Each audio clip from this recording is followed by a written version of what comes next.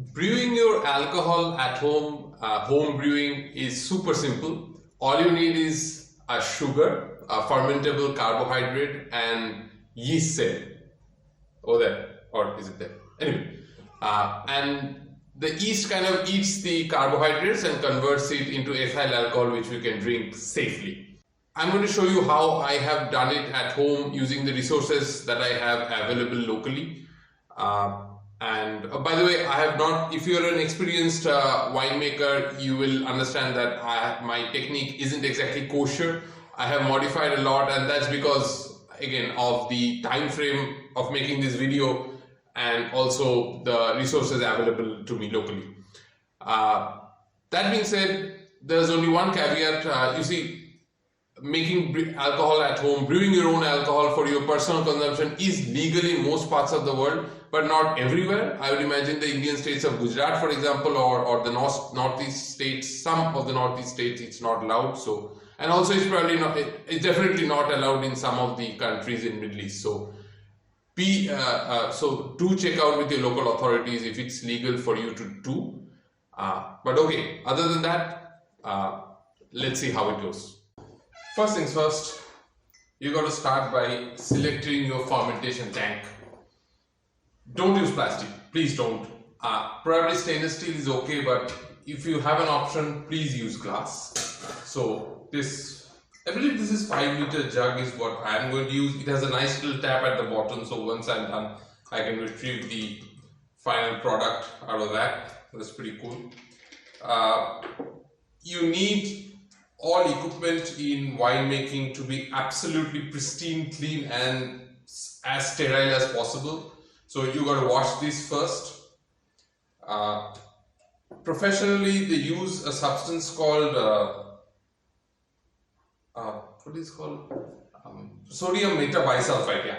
And it's a good sterilant for winemaking equipment. If you can buy that online, or if you have that, great, use it. You can also use any other sterilant. Don't use bleach because it leaves an aftertaste. No matter how much you rinse, there will be some leftover chlorine, which is really not good. So what I am using here is basically store-bought hydrogen peroxide. Does a fantastic job. I'm using a spray bottle here and spraying it all around.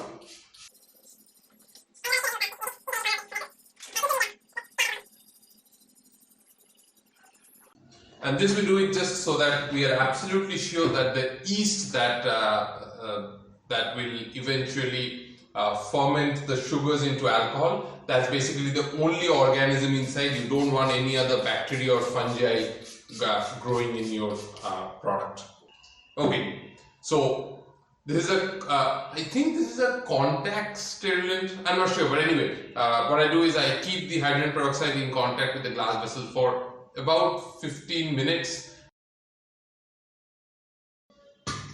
Time to rinse this thing out.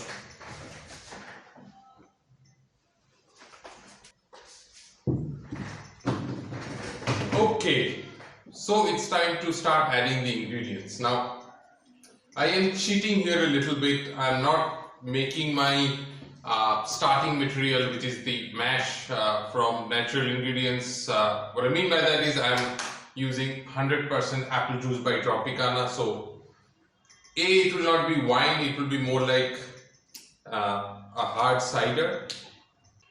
You can obviously go ahead and dunk all the apple juice that you have into my fermentation tank, but before that I will just take a small measurement.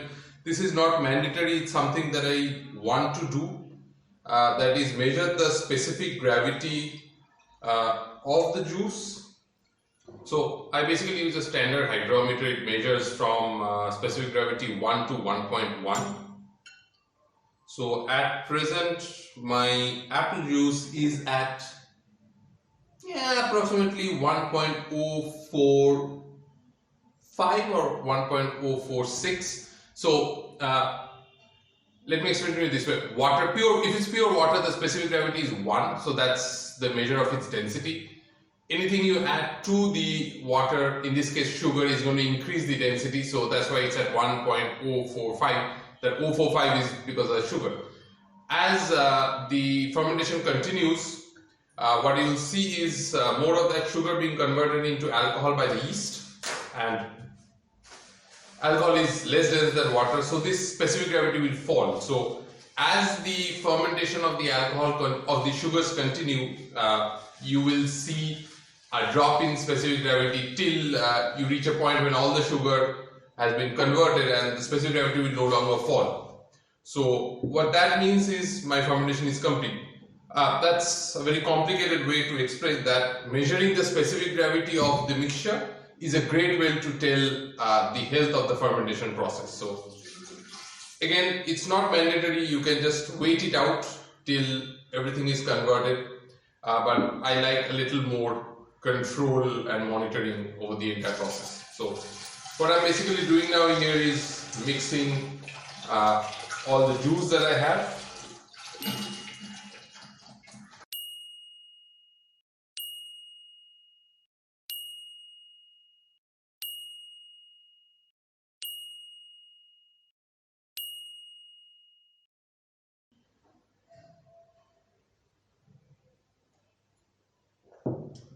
Yep, tastes exactly like apple juice. Okay, so that's my starting sugar solution. The next ingredient going into the mix would be my yeast. Ideally, you should use brewer's yeast. I could not get any, so what I'm using is basically instant baker's yeast. Does the same job really. Before you use any batch of yeast, make sure you prove it. Check out my video on bread making to see how it's done. Basically, you just add a little bit of sugar solution and yeast and see if it foams up. If it does, then you know that the yeast cells are alive and they're doing their job. If you're unlucky enough and not do that, and in the off chance you have a bunch of dead yeast cell, you will be wasting 5 liters worth of juice. So make sure you prove it before you add the yeast. For this batch, I have done that before, so that's not an issue, and I'm okay to simply add it into the mix. I'm going to add about 2 large tablespoons of this stuff. The exact amount is not super important. You can add a little more or less. The next ingredient in the mix is oak chips. I got this from a seller called Aristham India. Yeah, I think it's of reasonably good quality. I got it from an Indian seller. And again, it's optional, it's more of a taste maker than anything else. It gives you that certain hint of an oaky flavor in the final product. Again, I'll probably be adding about, that's about 10 or 20 grams of this stuff. If you're a little bit more serious, corrections, if you're a lot more serious about making wine and other alcohol, you don't use that. You don't use oak chips. What you do is you have casks and barrels made out of oak wood, which actually gives you that taste. But I cannot afford that, and neither am I so serious about brewing alcohol. So this is an acceptable solution. Now you don't need to mix these because as the fermentation continues, there's a lot of carbon dioxide bubbles being evolved, and it will do a very good job at mixing everything up. So you don't need to put anything. Any spoon inside, mix it, you might be adding some other bacteria to it. You need to keep this covered now, but don't seal it tightly because there will be a lot of gas being evolved and this thing might explode. So definitely put on a cap, but don't screw it on tightly. Leave a certain amount of space so that whatever gas is evolved can leak out. Yeah, and basically you got to let the yeast do its job. For about, I'm guessing about 7 days, the yeast will continue with the fermentation, and I will check back on this every 2 days to see how it's progressing. One more thing, sunlight, illumination is really not very good for fermentation. They tend to introduce slight off flavors into the final product, so it's good that you keep it covered up. So what I basically do is I put on a fabric sleeve over it, and that keeps out most of the light from striking the liquid inside.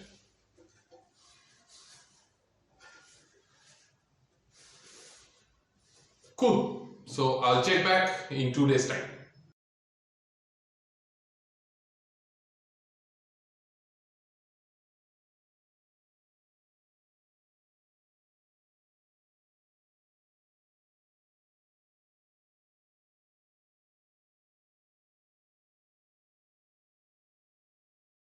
Okay, so let's check the specific gravity of this thing and figure out how well the fermentation is going.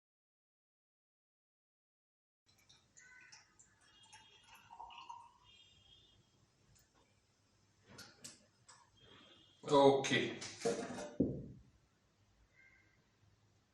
here, I will show you what this actually looks like.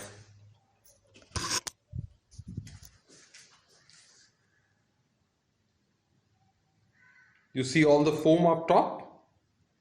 That's basically all the carbon dioxide bubbles coming up to the surface. And it smells really nice at this point. Wow, look at that. That has dropped quite a bit. So previously I was at 1.045 and now I am barely at 1.003 maybe. So that means the fermentation process is going along pretty quickly, and I will check back in again tomorrow. It has been about 4 odd days. The specific gravity is low enough that I know most of the sugars are now converted into alcohol. And now I have to do a process called either raking or racking, depending on how you pronounce the word. It's basically letting the wine settle out. If you've seen the wine at its present state, it's cloudy. That's because it has a lot of yeast cells suspended in it. Now I have to settle out those yeast cells so that you have a crystal clear product to consume. Now you can wait for a long amount of time, and eventually all the suspended matter will settle down. I want to make the process a little quicker, so I'm going to add something called as a fining agent. Again, this is an entirely optional step. There are several fining agents available. You can use something called isinglass. I believe it's a non-veg product. I'm not really happy to use that. You can use bentonite clay, or you can also use, less commonly, kaolinite, which is basically a mineral. And I have this suspended in water. I will add I'd say about 100 mils of this stuff into the mixture, and how it will help is it will help settle out the suspended matter a lot quicker, so it's ready for consumption in a little less time. Okay, let's do this.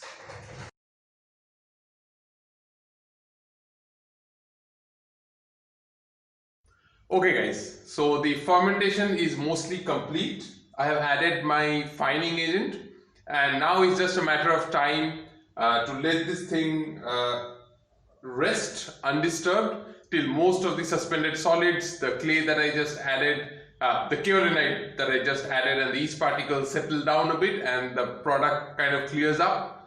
And I'm guessing in about 7 to 10 days time it should be ready for drinking. Wish me luck.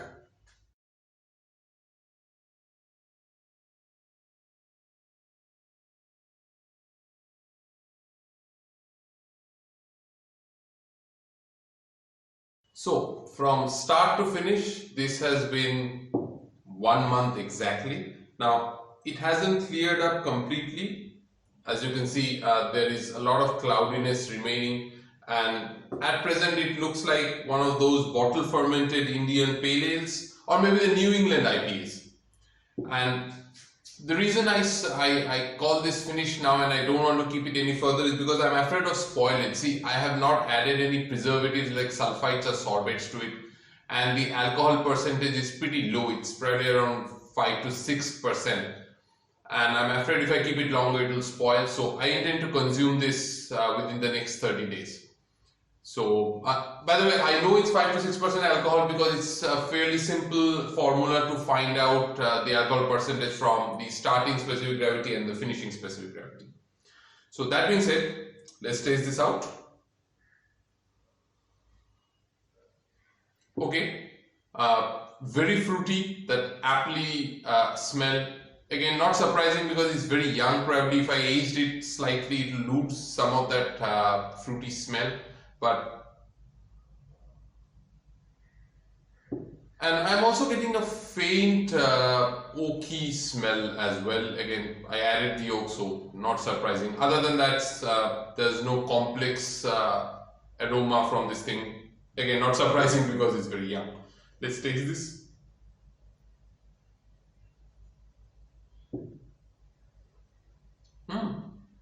Not too bad. So Again, that tart apple smell. I think I've nailed the oakiness down perfectly. Only thing is, I don't get any profile of vanilla, which is a little odd. I am only getting the smell of caramel, or that burnt sugar smell. Tell you what, another flavor profile that I'm getting is that earthy smell, sort of when you taste a really earthy Pinot Noir maybe. The best way to describe this is if you smell the rain hitting the soil in a hot day, you get that earthy, musty smell. It's a very faint smell, but I'm definitely getting that. I'm not sure. No, that's not from the kaolinite that I added. I'm inclined to say that's a product of the fermentation process. Again, I'm not sure. Yeah, it's definitely there. By no means I am an expert in tasting brewed alcohol. My only experience is one wine tasting class when I was visiting Martha's vineyard several years back. But if somebody gave this to me at a bar or a restaurant, I'll probably rate this at about 5.5, slightly above average. And I mean, oh, by the way, but if somebody told me that the price point is 30 cents American, I would definitely rate it as an 8. 30 cents is probably, I did the costing, 30 cents is probably the material cost of making this. One more note about this this cider is it's an extremely dry cider, which means that I have finished up all the sugar in it and converted it to alcohol, and there's no free sugar or there's no sweetness left. Again, within the time frame of this video, I cannot show you the process by which you can either leave some unfermented sugar in it to retain that sweetness, or maybe add a little sugar after the fermentation process. That will be subject of a whole another video. Anyway, that's all the time I have for you in this video. Cheers.